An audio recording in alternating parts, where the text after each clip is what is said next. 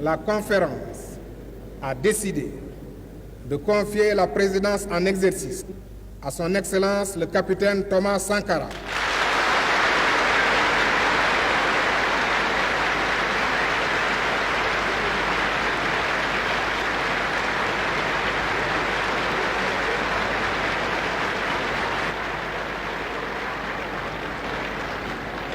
Président du Conseil national de la Révolution, président du FASO, chef de l'État.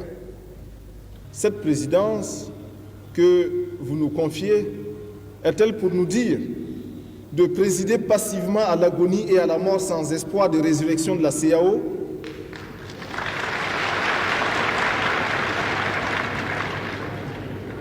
Nous contentant de rendre compte de ces différentes étapes et assumant la responsabilité de l'échec face à nos peuples et face à l'histoire?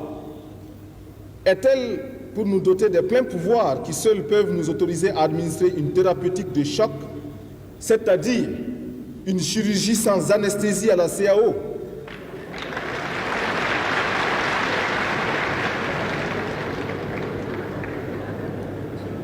Sans tuer le malade, il faut tuer la maladie et radicalement.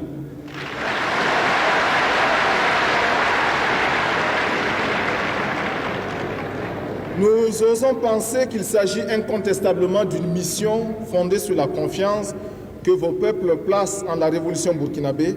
C'est pourquoi nous n'avons pas hésité et nous n'hésiterons pas une seconde pour mener une lutte intransigeante et sans compromission contre toutes les gangrènes et les mauvaises herbes qui ont transformé la CEDEAO en navire sans commandement, livré aux caprices et aux humeurs d'une camarilla de truands profondément convaincus de leur impunité.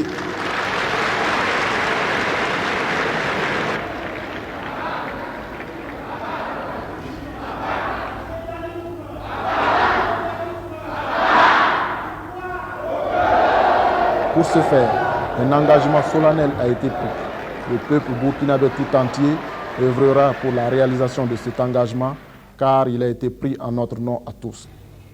Nous prenons l'engagement solennel devant tous les peuples des États de la CEDEAO que nous leur présenterons dans un an, soit un acte de décès, soit un acte de naissance, de nouvelles conditions pour l'évolution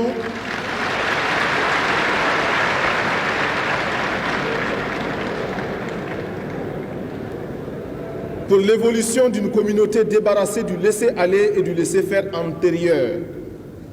Là-dessus, il n'y a aucune illusion à se faire.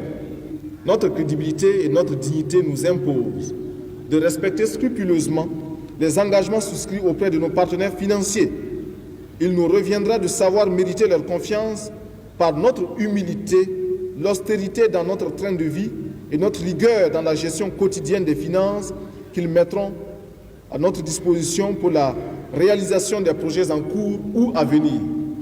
À travers les articles de presse, l'opinion internationale, nos peuples et nos amis sincères de par le monde ont appris qu'au moment où l'ignorance, la faim et la sécheresse sévissaient de plus belle dans nos pays, une bande de joyeux copains et de coquins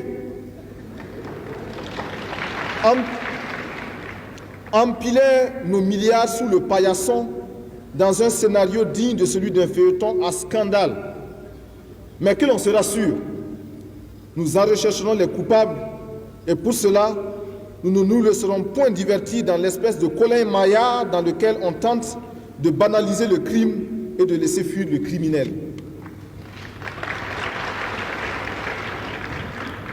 À travers la douloureuse affaire de nos fonds volatilisés ou subtilisés, il importe de comprendre que c'est la crédibilité de nos pays et de nos peuples, le sérieux et la respectabilité de nos États, notre capacité à oser extirper nous-mêmes nos propres cancers qui sont à l'ordre du jour.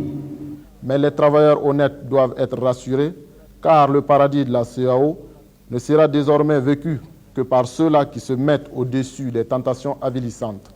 Fini la gabégie, fini les vacances payées aux frais de la reine, fini les villas luxueuses acquises sur le dos des masses populaires, adieu les maîtresses entretenues à grands frais. Désormais, seul le travail créateur et libérateur sera payé et non les titres universitaires. Les cadres de conception, surtout, se doivent de réfléchir profondément aux défis que leur peuple leur lance dès aujourd'hui.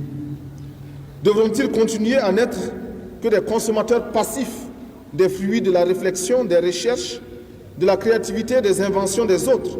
Ou alors, sont-ils prêts à se reconvertir profondément pour devenir de vrais inventeurs de l'avenir des peuples? C'est Albert Einstein qui affirmait très justement que Dieu est un savant, pas un magicien.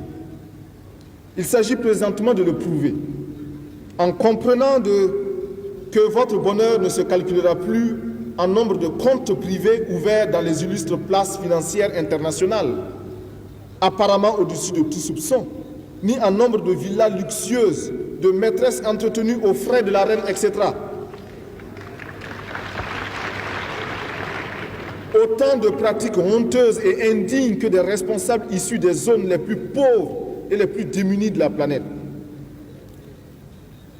C'est votre capacité d'invention scientifique qui vous sera désormais rémunérée et non plus votre art à jongler en bon magicien pour vous fabriquer des millions de francs sur le dos des masses populaires miséreuses, illusionnées et mystifiées par vos seuls diplômes et vos seules références universitaires.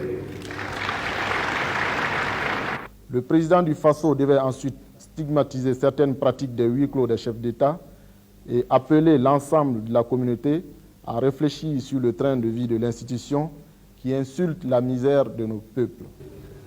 Les faits sont là. Objectif est têtu. La CAO est plongée dans la crise la plus profonde de sa première décennie d'existence. Le traité instituant la CAO et ses protocoles annexes a été trituré et falsifié par des modifications successives, intempestives, opérées frauduleusement en abusant chaque fois des huis clos des sommets de chefs d'État. À présent, messieurs les présidents, mesdames et messieurs, redonnons confiance à la CAO. Arrachons-la de son train de vie actuel qui insulte la misère de nos peuples. Faisons du système de la CAO et principalement de son siège à Ouagadougou une ruche où chaque abeille laborieuse, aux ordres d'une direction industrieuse, volant au-dessus du chauvinisme et des appétits égoïstes, réussira à la doter de ce miel auquel nous avons légitimement droit.